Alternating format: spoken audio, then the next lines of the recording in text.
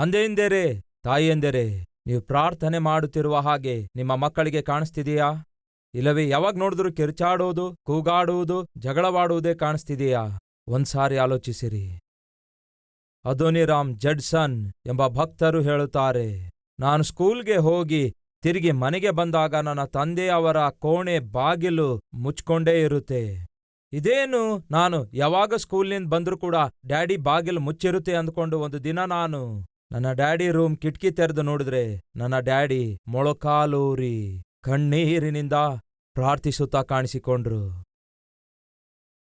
ಆ ದಿನದಿಂದ ನಾನು ಯಾವತ್ತೇ ಮನೆಗೆ ಬಂದು ನೋಡಿದಾಗ ನನ್ನ ತಂದೆ ಆ ಕೋಣೆಯಲ್ಲಿ ಮೊಳಕಾಲೂರಿದವರಾಗಿ ಕಾಣಿಸಿಕೊಳ್ತಿದ್ರು. ಮೊಳಕಾಲೂರಿ ಪ್ರಾರ್ಥನೆ ಮಾಡುವವರಾಗಿ ಕಾಣಿಸ್ತಾ ಇದ್ರು. ಏನೆಂದು ಗೊತ್ತಾ? ಕರ್ತನೇ, ನನ್ನ ಮಗನು ನಿನ್ನನ್ನು ಸೇವಿಸಬೇಕು, ನನ್ನ ಮಗನು ನಿನ್ನನ್ನು ಪ್ರಕಟಿಸಬೇಕು, ನನ್ನ ಮಗನು ನಿನ್ನ ರಾಜ್ಯಕ್ಕಾಗಿ ದುಡಿಯಬೇಕು, ನನ್ನ ಮಗನನ್ನು ದೊಡ್ಡ ಸೇವಕನಾಗಿ ಮಾಡಯ್ಯ.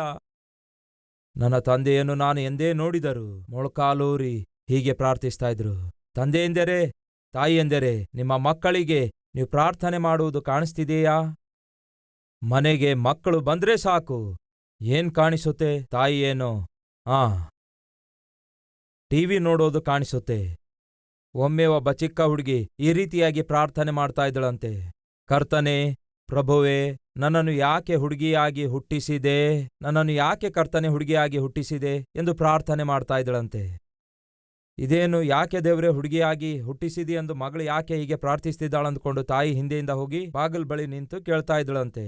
ಆಗ ಮತ್ತೆ ಆ ಹುಡುಗಿ ಹೇಳ್ತಾಳಂತೆ, ಕರ್ತನೆ, ನನ್ನನ್ನು ಯಾಕೆ ದೇವರೇ ಹುಡುಗಿಯಾಗಿ ಹುಟ್ಟಿಸಿದೆ? ನನ್ನನ್ನು ನೀನು ಟಿವಿಯಾಗಿ ಹುಟ್ಟಿಸಬೇಕಿತ್ತು ಕರ್ತನೆ. ನನ್ನ ಅಮ್ಮ ನಾನು ಸ್ಕೂಲಿಂದ ಬಂದ್ರೆ ನನ್ನನ್ನು ಲಕ್ಷಿಸೋದಿಲ್ಲ ದೇವರೇ, ಟಿವಿಯನ್ನೇ ನೋಡ್ತಾಳೆ ಕರ್ತನೆ.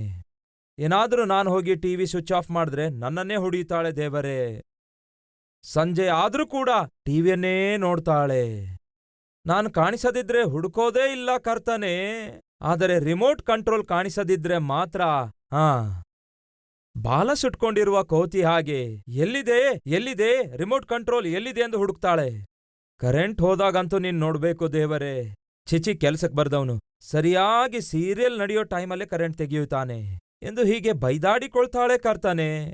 ನನಗೆ ಟಿವಿ ಆಗಾದ್ರೂ ಹುಟ್ಟಿಸಬೇಕಿತ್ತು ಕರ್ತನೆ. ನನ್ನ ಅಮ್ಮ ಯಾವಾಗ್ಲೂ ನನ್ನನ್ನೇ ನೋಡ್ತಾ ಇದ್ದಳು, ನನ್ ಕಡೆಗೇ ನೋಡ್ತಾ ಇದ್ದಳು ಎಂದು ಪ್ರಾರ್ಥಿಸ್ತಾಳೆ. ಎಷ್ಟು ಅವಮಾನ ಪ್ರಿಯರೇ. ಈಗ ಟಿವಿ ಕಡಿಮೆ ಆಗಿದೆ, ಸೆಲ್ಫೋನ್ ಹೆಚ್ಚಾಗಿದೆ. ಈಗ ನಿಮ್ಮ ಮಕ್ಕಳು ಏನೆಂದು ಪ್ರಾರ್ಥನೆ ಮಾಡ್ತಾರೆ ಗೊತ್ತಾ? ಕರ್ತನೇ, ನನ್ನನ್ನು ಹುಡುಗನಾಗಿ ಯಾಕೆ ಹುಟ್ಟಿಸಿದಿದ್ದೇವ್ರೆ? ನನ್ನ ಅಮ್ಮ ಅಪ್ಪನ ಕೈಯಲ್ಲಿ ಸೆಲ್ಫೋನ್ ಆಗಿ ಹುಟ್ಟಿದ್ರೆ ಎಷ್ಟು ಚೆನ್ನಾಗಿರ್ತಾ ಇತ್ತು. ಅವ್ರು ಯಾವಾಗ್ಲೂ ನನ್ನನ್ನೇ ನೋಡ್ತಾ ಇರ್ತಿದ್ರು. ಈ ದಿನಗಳಲ್ಲಿ ಬಹಳ ಜನರು ಸಭೆಗೆ ಬರುವಾಗ ಬೈಬಲ್ ತರ್ತಾ ಇಲ್ಲ, ಯಾಕೆಂದರೆ ಸೆಲ್ಫೋನೇ ತರ್ತಾರೆ. ಈ ದಿನಗಳಲ್ಲಿ ಕುಟುಂಬಕ್ಕಿಂತಲೂ, ಗಂಡನಿಗಿಂತಲೂ, ಹೆಂಡತಿಗಿಂತಲೂ, ಮಕ್ಕಳಿಗಿಂತಲೂ ಹೆಚ್ಚು ಸಮಯ ಸೆಲ್ಫೋನ್ಗೆ ಕೊಡುವಂತವರು, ಸೆಲ್ಫೋನ್ನೊಂದಿಗೆ ಹೆಚ್ಚು ಸಮಯ ಕಳೆಯುವಂತವರು, ಸೆಲ್ಫೋನೇ ತಮ್ಮ ಪ್ರಪಂಚ ಎಂದು ಭಾವಿಸುವಂತವರು. ಸೆಲ್ಫೋನ್ ಇಲ್ಲ ಅಂದ್ರೆ ಹುಚ್ಚಾಗ್ತಾರೆ. ಅಮ್ಮ, ಸಿಸ್ಟರ್ಸ್, ಒಮ್ಮೆ ನಿಮ್ಮ ಗಂಡನಿಗೆ ಪ್ರಶ್ನಿಸಿ ನೋಡಿ, ಏನ್ರಿ ನಿಮಗೆ ಸೆಲ್ಫೋನ್ ಬೇಕಾ, ನಾನ್ ಬೇಕಾ ಎಂದು ಒಮ್ಮೆ ಕೇಳು ನೋಡಿ. ಅವರು ಆಲೋಚಿಸಿ ಆಲೋಚಿಸಿ ನೀನ್ ಬೇಡ ಎಂದು ಹೇಳಿ ಹೋಗ್ತಾನೆ. ಏನ್ ಹಿಡ್ಕೊಂಡು ಹೋಗ್ತಾನೆ ನೋಡಿದ್ರ ಉತ್ತರ ಏನೆಂದು? ಸೆಲ್ಫೋನ್ ಹಿಡ್ಕೊಂಡು ಹೋಗ್ತಾನಂತೆ. ಸಿಸ್ಟರ್ ಸಂಗತಿ ಏನು? ಗಂಡ ಒಂದು ವೇಳೆ ಬಂದು ನಿಮಗೆ ನಾನ್ ಬೇಕಾ ಅಥವಾ ಸೆಲ್ಫೋನ್ ಬೇಕಾ ಎಂದು ಕೇಳಿದ್ರೆ ನಿಮ್ಮ ಉತ್ತರ ಏನಾಗಿದೆ? ಗಂಡ ಒಂದು ವೇಳೆ ನಾನೊಂದಿಗೆ ಸಂಸಾರ ಮಾಡಬೇಕಾದ್ರೆ ಸೆಲ್ಫೋನ್ ಬಳಸಬೇಡ ಎಂದು ಹೇಳಿದ್ರೆ ಏನ್ ಮಾಡ್ತೀರಿ ಗೊತ್ತಾ? ವಿಚ್ಛೇದನ ಪತ್ರ ಮುಖದ ಮೇಲೆ ಎಸೆದು ಸೆಲ್ಫೋನ್ ಹಿಡ್ಕೊಂಡು ಹೋಗ್ತೀರಿ ನೀವು. ಯಾಕೆ ಗೊತ್ತಾ? ಈ ದಿನಗಳಲ್ಲಿ ಮನುಷ್ಯರ ಮಧ್ಯ ಮೌಲ್ಯಗಳಿಗಿಂತಲೂ, ವ್ಯಕ್ತಿತ್ವಗಳಿಗಿಂತಲೂ ಮನುಷ್ಯರ ಕೈಯಲ್ಲಿರುವ ವಸ್ತುಗಳಿಗೆ ಬೆಲೆ ಹೆಚ್ಚಾಗಿದೆ. ಜಾಗ್ರತೆ, ಅದು ಹೋಗೋ ಕಾಲ ಆಗಿದೆ, ಮರೆಯಬೇಡಿ. ಈ ದಿನಗಳಲ್ಲಿ ಬಹಳ ಜನ ತಂದೆ ತಾಯಿಗಳು ಮಕ್ಕಳ ವಿಷಯದಲ್ಲಿ ಎಷ್ಟು ನಿರ್ಲಕ್ಷ್ಯವಾಗಿರ್ತಾ ಇದ್ದಾರೆ ಗೊತ್ತಾ? ಆತ್ಮೀಕರಾಗಿ ಅವರ ಮುಂದೆ ಜೀವಿಸೋದಿಲ್ಲ. ಅದೋನಿರಾಮ್ ಜಡ್ಸನ್ ಅವರು ಹೇಳೋದೇನ್ ಗೊತ್ತಾ? ನಾನು ಯಾವತ್ತೇ ಸ್ಕೂಲ್ನಿಂದ ತಿರುಗಿ ಮನೆಗೆ ಬಂದಾಗ ನನ್ನ ತಂದೆ ಪ್ರಾರ್ಥಿಸ್ತಾ ಕಾಣಿಸಿಕೊಳ್ತಾರೆ. ಎಷ್ಟು ಜನ ತಂದೆಯಂದರು ಹೇಳಬಲ್ಲರು, ಎಷ್ಟು ಜನ ತಾಯಂದಿರು ಹೇಳಬಲ್ಲರು, ನಿಮ್ಮ ಕುರಿತಾಗಿ ಎಷ್ಟು ಜನ ಮಕ್ಕಳು ಹೇಳಬಲ್ಲರು. ಈ ದಿನಗಳ ಮಕ್ಕಳು ಹೇಳುವುದೇನ್ ಗೊತ್ತಾ? ಯಾವಾಗ ನೋಡಿದ್ರು ನನ್ನ ಮಮ್ಮಿ ಟಿವಿ ನೋಡ್ತಾ ಕೂತ್ಕೊಳ್ತಾಳೆ, ಯಾವಾಗ ನೋಡಿದ್ರು ನನ್ನ ಅಪ್ಪ ಟಿವಿ ನೋಡ್ತಾ ಕೂತ್ಕೊಳ್ತಾರೆ, ಇಲ್ಲ ಅಂದ್ರೆ ಸೆಲ್ಫೋನ್ನಲ್ಲಿ ಮಾತಾಡ್ತಾ ಕೂತ್ಕೊಳ್ತಾರೆ, ಇಲ್ಲ ಅಂದ್ರೆ ನನ್ನ ಮಮ್ಮಿಗೆ ಹೊಡಿತಾ ಇರ್ತಾರೆ, ಇಲ್ಲವೇ ಯಾವಾಗ ನೋಡಿದ್ರು ನನ್ನ ಮಮ್ಮಿ ಡ್ಯಾಡಿಯೊಂದಿಗೆ ಜಗಳವಾಡ್ತಾ ಇರ್ತಾರೆ, ಬೈದಾಡಿಕೊಳ್ತಾ ಇರ್ತಾರೆ. ಇದೇ ನಿತ್ಯವೂ ಮನೆಯಲ್ಲಿ ನಾವು ನೋಡೋದು. ಹಾಗಾದ್ರೆ ಮಕ್ಕಳು ಯಾವ ರೀತಿಯಾಗಿ ಪ್ರಯೋಜಕರಾಗ್ತಾರೆ, ಆತ್ಮಿಕರಾಗ್ತಾರೆ, ದೇವರಿಗೆ ಮಹಿಮೆ ಪಡಿಸುವಂತಹ ಜೀವಿತವನ್ನು ಜೀವಿಸಲು ಹೇಗೆ ಸಾಧ್ಯವಾಗ್ತದೆ? ದಯವಿಟ್ಟು ಮನೆಯನ್ನು ನರಕವಾಗಿ ಮಾಡಿಕೊಳ್ಳಬೇಡಿ. ಮನೆಯನ್ನು ಒಂದು ಅದ್ಭುತವಾದ ಆಲಯವಾಗಿ ಮಾಡಿಕೊಳ್ಳಿರಿ.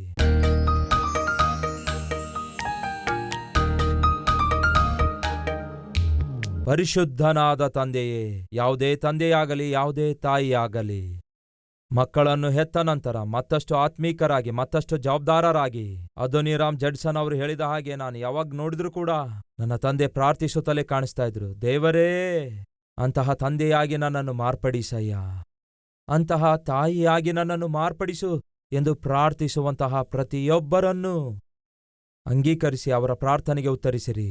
ಯಾವಾಗ ನೋಡಿದ್ರೂ ಕೂಡ ಟಿವಿ ನೋಡ್ತಾ, ಯಾವಾಗ ನೋಡಿದ್ರೂ ಕೂಡ ಸೆಲ್ ಫೋನಲ್ಲಿ ಮಾತಾಡ್ತಾ, ಯಾವಾಗ ನೋಡಿದ್ರೂ ಕೂಡ ಪಕ್ಕದ ಮನೆಯವರು ಬಳಿಗೆ ಹೋಗಿ ಹರಟೆ ಹೊಡೆಯುತ್ತಾ, ಯಾವಾಗ ನೋಡಿದ್ರೂ ಕೂಡ ಸ್ನೇಹಿತರೊಂದಿಗೆ ತಿರುಗಾಡಿ ಮನೆಗೆ ಬರುತ್ತಾ ಕುಟುಂಬ ನಿರ್ಲಕ್ಷ್ಯ ಮಾಡುವುದಾಗಲಿ, ಮಕ್ಕಳನ್ನು ನಿರ್ಲಕ್ಷ್ಯ ಮಾಡುವುದಾಗಲಿ, ಇದು ಯಾವ ಕುಟುಂಬಕ್ಕೂ ಕೂಡ ಕ್ಷೇಮವಲ್ಲ.